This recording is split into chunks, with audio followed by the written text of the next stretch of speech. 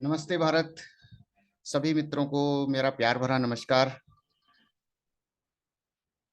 मित्रों, मैं अपने वीडियोस के माध्यम से अवचेतन मस्तिष्क की चमत्कारिक शक्तियों के बारे में निरंतर विमर्श कर रहा हूं और अपने सभी मित्रों को अवचेतन मस्तिष्क की चमत्कारिक शक्तियों के विषय में शानदार जानकारियों से निरंतर रूबरू करा रहा हूं।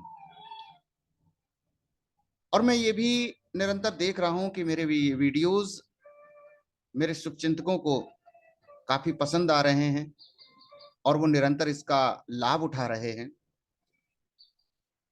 बस जो भी वीडियोस हैं इनमें जानकारियां इतनी महत्वपूर्ण हैं कि इनको शुरू से लेकर अंत तक देखना अति आवश्यक है। तभी जो है ये जानकारियां लाभ हमको पहुंचाती हैं। हमारे जीवन में तमाम तरीके की समस्याएं आती हैं।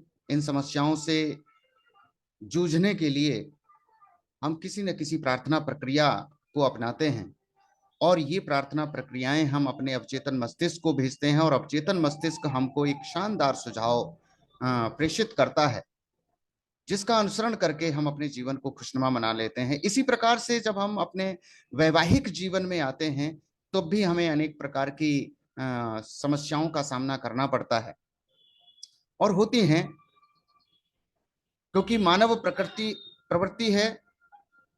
इसमें हम छोटी छोटी बातों पर नाखुश हो जाते हैं।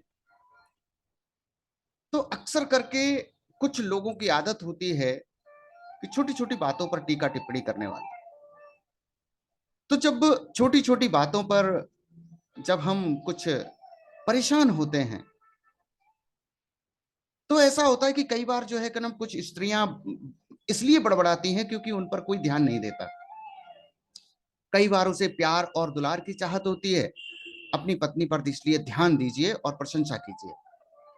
तारीफ और बड़ाई उसके अच्छे गुणों को उभारते हैं। यहाँ पर ऐसी नुक्ताचीनी करने वाली पत्नियां भी होती हैं जो व्यक्ति के अपने जो किसी भी व्यक्ति को अपने अनुसार ही चलाना चाहती हैं।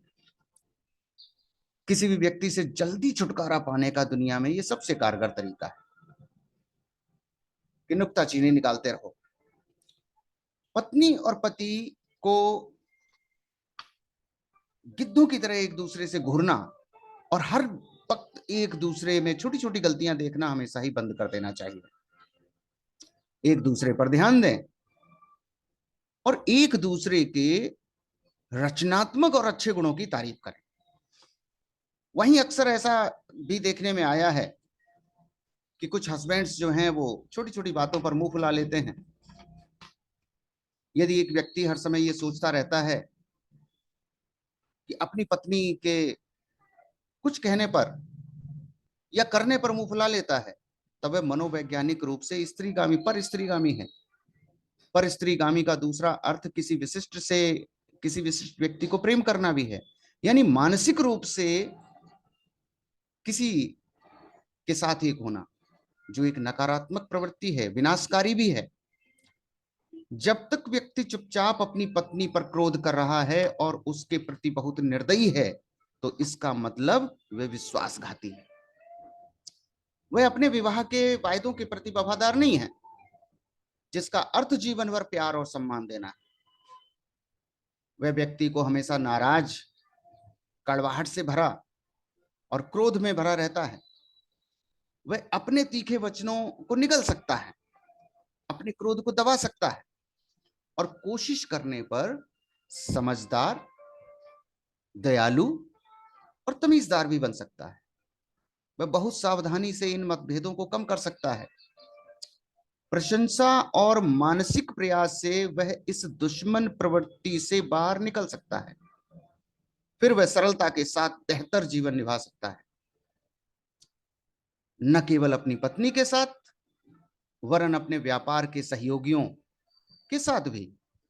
एक सामंजस्यपूर्ण स्थिति अपनाइए और उसके परिणाम स्वरूप आप शांति और सामंजस्यता पाएंगे।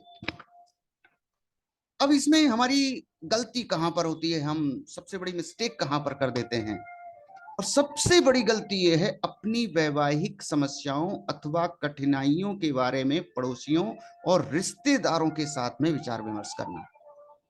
सोच कर देखो, एक पत्नी अपने पड़ोसी से कहती है मेरा पति कभी मुझे पैसे नहीं देता, वह मेरी माँ का भी सम्मान नहीं करता, शराब ज्यादा पीता है और हमेशा ही मुझे बेइज्जत करता रहता है और गालियां भी देता रहता है। तब ये पत्नी अपने पति को पड़ोसियों की नजरों में नीचा और छोटा दिखा रही है। उसकी नजर में वह एक आदर्श पति नहीं है। कभी भी अपनी वैवाहिक समस्याओं को किसी के साथ मत बांटिए, सिवाय प्रशिक्षित सलाहकार के। क्यों इतने सारे लोगों के कारण अपने वैवाहिक जीवन के बारे में नकारात्मक नजरिया बनाएं? और यही नहीं, जब आप अपने पति को ऐसी कमियों के बारे में, अपने पति की ऐसी कमियों के बारे में बात करती हैं ना और सोचती हैं, तब वास्तव में इस तरह की परिस्थितियां आप अपने अंदर बना रहे होते हैं। कौन ऐसी बातें सोच रहा है और महसूस कर रहा है? आप कर रहे हैं। जैसा आप सोचते हैं और महसूस करते हैं वैसे ही आप हैं। ये हमारे अवचेतन मस्तिष्क का नियम है। वास्तव में रिश्तेदार आपको गलत सलाह देते हैं, ये अधिकतर एक पक्षी और पक्षपातपूर्ण होती है, क्योंकि ये निष्पक्ष ढंग से नहीं दी जाती। जो कुछ भी सलाह दी जाती है वह उन सुनहरे नियम को तोड़ती है जो कि प्राकृतिक हैं। ऐसी सलाह किसी को सही या ठीक नहीं हो सकती, कभी भी ठीक नहीं हो सकती। यह बात बहुत अच्छे ढंग से समझने की है कि कोई भी दो मनुष्य कभी भी किसी एक छत के नीचे बिना विवाद, दुख और पीड़ा के नहीं रह सकते। कभी भी अपने वैवाहिक जीवन के खराब पक्ष को दोस्तों को न दिखाएं। अपनी लड़ाई अपने तक ही सीमित रखें। अपने साथी की आलोचना और उसकी निंदा करने से सदैव बचते रहें। अगर हम ऐसा निरंतर करते रहते हैं तो वास्तव में हमारा जो वैवाहिक जीवन है वो सामंजस्यता से भरपूर हो जाएगा, सामंजस्यता से परिपूर्ण हो जाएगा। अपनी पत्नी को कभी भी अपने जैसा बनाने की कोशिश ना करें। एक पति को अपनी पत्नी को अपनी तरह बनाने की कभी कोशिश नहीं करनी चाहिए। उसके स्वभाव के विपरीत उसे बदलना अव्यावहारिक प्रयास है। इस तरह के प्रयास हमेशा बेवकूफी भरे और कई बार विवाह विच्छेद का कारण भी बनते हैं। इस तरह के प्रयास उसकी प्रतिष्ठा और सम्मान, आत्मविश्वास को भी खत्म करते हैं और एक विपरीत भावना और पछतावा पैदा करते हैं, जो वैवाहिक बंधन के कारण, वैवाहिक बंधन के लिए खतरनाक साबित होता है। जाहिर है समझौते की जरूरत होती है, लेकिन यदि आप अपने मन के अंदर अच्छी तरह झांकें, अपने चरित्र और अपने व्यवहार को पढ़ें, तो आपको कई कमियां मिलेंगी और वे सब आपको जीवन भर व्यस्त रखेंगी। यदि आप कहते हैं मैं जैसा चाहता हूं उसे उसी तरह बदल दूंगा, तो आप परेशानियों और तलाक के कोर्ट का मौका देख रहे हैं। आप परेशानियों को आमंत्रण दे रहे हैं। आपको इसे सीखना होगा कि बदलना किसी और को नहीं, बल्कि खुद को बदलना है, स्वयं को बदलना है। साथ साथ रहें और प्रार्थना करें, चरणबद्ध प्रार्थना करें। पहला चरण इसका यह है कि छोटी छोटी निराशाओं की वजह से उत्पन्न चिढ़ को कभी भी एक दिन से दूसरे दिन तक नहीं ढोना है। रात्रि में सोने से पहले हुई तकरार को जरूर माफ करें। जिस क्षण भी सुबह आप उठते हैं, अपनी अनंत बुद्धिमत्ता से अपना मार्गदर्शन करने को कहें। अपने जीवन साथी, परिवार के सभी सदस्यों और पूरे विश्व को शांति, सामंजस्यता और प्यार की सोच में भेजें। सर्वे भवन्तु सुखिनः, सर्वे सन्तु निरामया, सर्वे भद्राणि पश्यन्तु मां कश्चित् दुःख भाग विधेत। भवतु सब मंगलम, भवतु सब मंगलम। सभी सुखी हों, सबका कल्याण हो। सभी सुखी होवें, सभी रोग मुक्त होवें, सभी मंगलमय के साक्षी बने और किसी को भी दुख का भागी न बनना पड़े। दूसरा नियम क्या है? नाश्ते के समय प्रार्थना करें, उत्कृष्ट भोजन के लिए, प्रचुरता के लिए और अपने ऊपर किए गए आशीर्वाद के लिए धन्यवाद दें। सुनिश्चित करें कि खाने की मेज पर बातचीत में परेशानियां, चिंताएं अथवा विवाद न हो। यही बात रात्रि में के खाने में भी होनी चाहिए। अपने पति अथवा पत्नी को कहें, मैं आपके कार्यों की सराहना करता हूं और मैं आपके लिए पूरे दिन प्यार और अच्छी कामना करता हूं। और प्रार्थना का तीसरा चरण इस प्रकार से है, पति और पत्नी को हर रात प्रार्थना एक के बाद एक करके करनी चाहिए। अपने वैवाहिक साथी को साधारण तौर पर नहीं लेना चाहिए। अपनी सराहना और प्यार दिखाएं। बुराई करने, नीचा दिखाने और वाद विवाद में पड़ने से अच्छा होगा कि आप सराहना और सद्भावना दर्शाएं।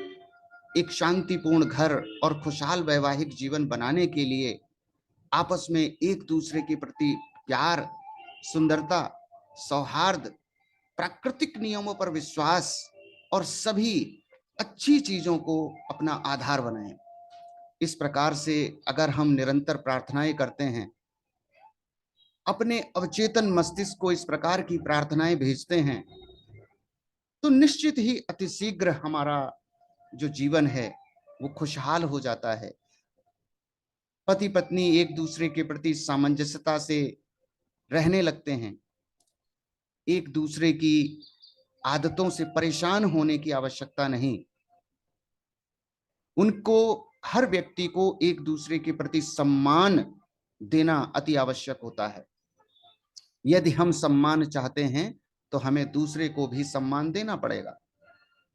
और यही चीजें अगर दोनों ही व्यक्ति आकर सीख लेते हैं और इनको अपने व्यवहार में ढाल लेते हैं, तो निश्चित ही जीवन हमारा खुशनुमा हो जाता है। हमारे जीवन में प्यार ही प्यार रहता है, हमारे जीवन में सामंजस्यता रहती है, हमारे जीवन में सौहार्द रहता है और हमारा परिवार सदैव प्रगति पथ पर अग्रसर रहता है, उन्नति उन्नति रहती है। धन्यवाद सभी मित्रों का मेरा ये वीडियो देखने के लिए। मेरे इस वीडियो में बताई गई जितनी भी बातें मैंने इस वीडियो के अंतर्गत बताई हैं, अगर आपको अच्छी लगती हैं तो अपने इस मित्रों को भी ये वीडियो शेयर करें, लाइक करें, कमेंट करें। ज्यादा से ज्यादा इसको भेजने, अपने इष्ट मित्रों को भेजने की कृपा करें। Thank you very much for watching this video. नमस्ते भारत।